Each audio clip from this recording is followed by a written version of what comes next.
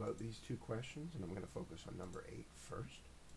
So essentially what 8 is asking is you've got to figure out a value for A and for B, and again A appears down here, it's going to be the same A, in which these three separate functions will be continuous. And what's the definition of continuous?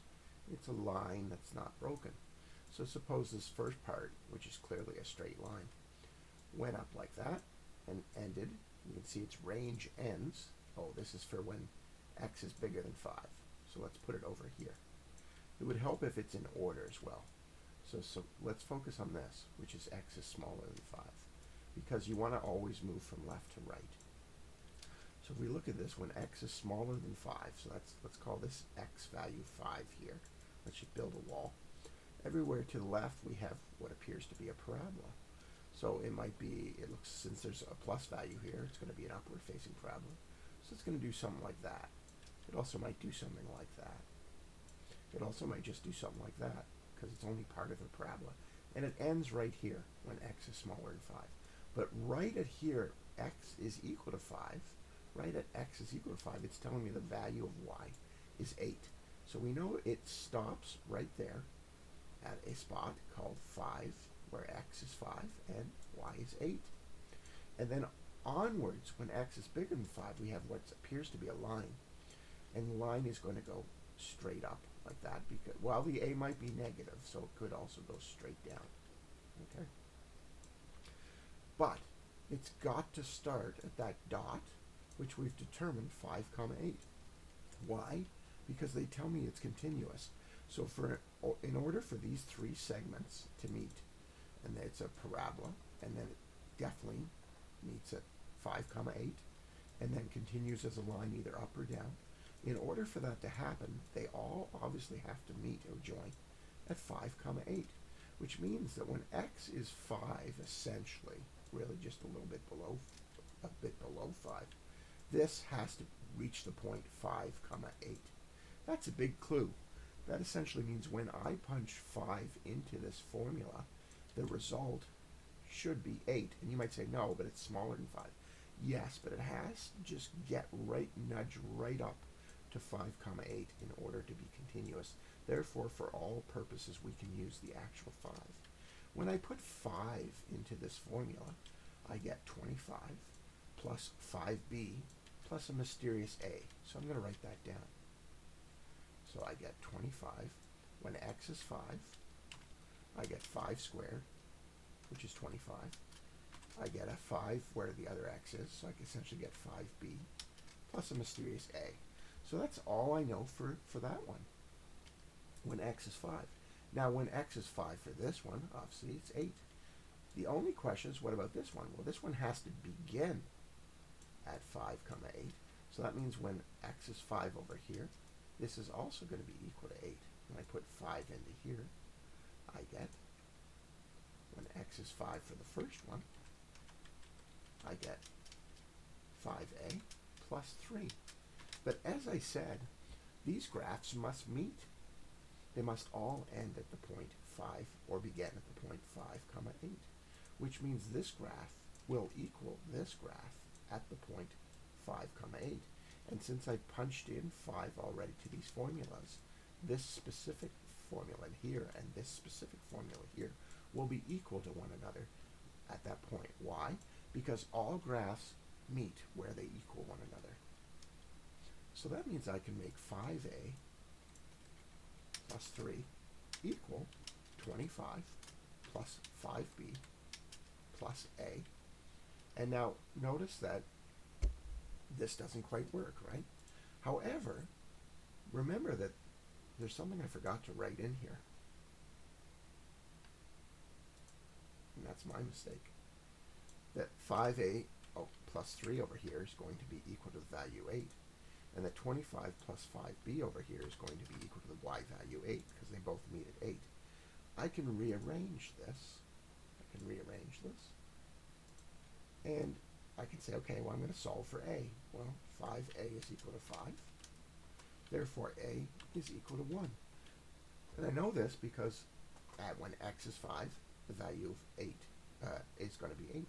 So now that I have a is equal to 1 in this, and this is my mistake, that's what I should have done, I can go up and I can plug in my a of 1 is equal up here.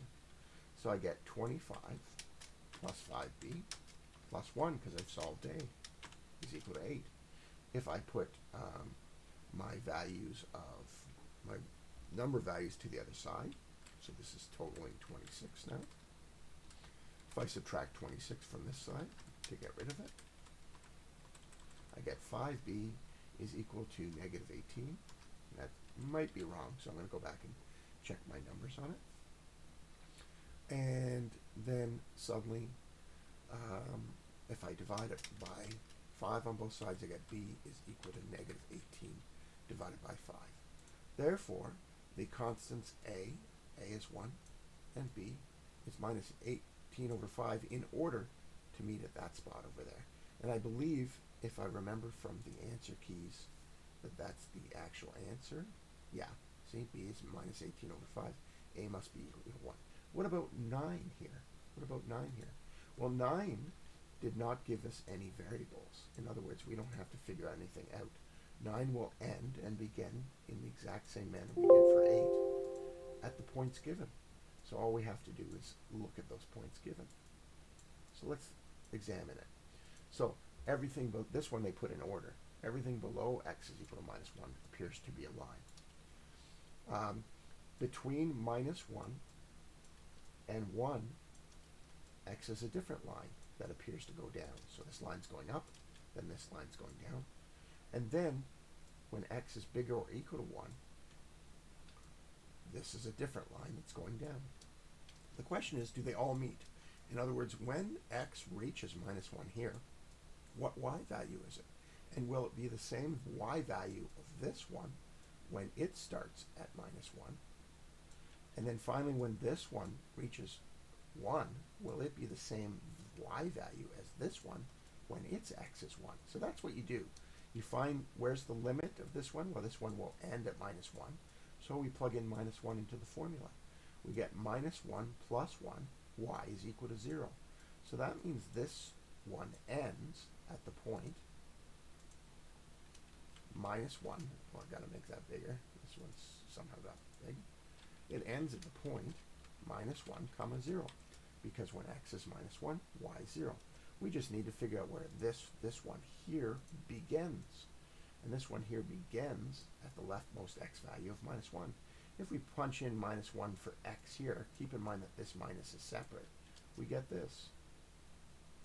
We get minus, and it's always good to put the x value in brackets, and the x value they gave us is that it begins at is minus 1 plus 1. This minus 1 situation creates a plus 2, and my 1 plus 1 is equal to 2, which means this second graph begins at the point minus 1 comma 2. Clearly, where this second graph begins is not where this second graph ends, which means I'm going to have a situation where this line is going up, up, up. This first line is going up and up and up, and it ends at this point. It ends at this point. And then this second graph here is going to start at minus 1 comma 2, which is up here. It's way up here. So there's a discontinuity, and it's going to go what appears to be down because it's a negative 1 slope. Clearly, this one ends here, and this one starts at the point minus 1 comma 2. I shouldn't have circled this one down here. There we go. Put that up there. Put this start endpoint of this one down there. So this line here at the first one is going to end. This line here is going to end at this point. This line here clearly starts at this point when I plugged in the x value of minus 1 and goes down. The question is, where does it end? Well, it ends at x is 1, almost. I mean, it's just below it, but for all purposes, we do it. So now we're down here in this formula. We rewrite this formula. This writing might be too small, so I'm going to make it a bit bigger. We rewrite this formula. We put minus, and then x in brackets, plus 1, because that's the formula. This time we put a 1 in there. Well, this time this minus makes that minus 1, 0. That makes it minus 1, plus 1, and my y value is 0. So that means this second graph ends at the point 1, comma 0. So it's going to end at this point, 1, comma 0. It actually is going to end at the same y level, see, as this one, because they both have the same y level. So it actually ends about there. Now we just have to figure out if this one is going to start where this one ends. If it does, it's continuous. If it doesn't, it's discontinuous. This one starts at x is equal to 1. So this time we put 1 into this formula. Essentially treat x like a bracket. And since it's positive 1, we get minus 2 times 1 plus 2. And that becomes minus 2 plus 2. And that all becomes 0. So that means the second one starts at the point 1, comma 0. Is that the same as where this one ended over here? Clearly it is. This one is also a downward one, but it's more steep. So this one is going to start at the very spot where that one ends and go down. Why are they functions? Because this one ended just below minus 1, and this one started at the equals minus 1. This one ended just below minus 1, and this one started at the equals minus 1. So this part is continuous, and the only discontinuity is when x is equal to minus 1. And that's how you would say it. There's a discontinuity, a gap. They're not joined up at x is equal to minus 1.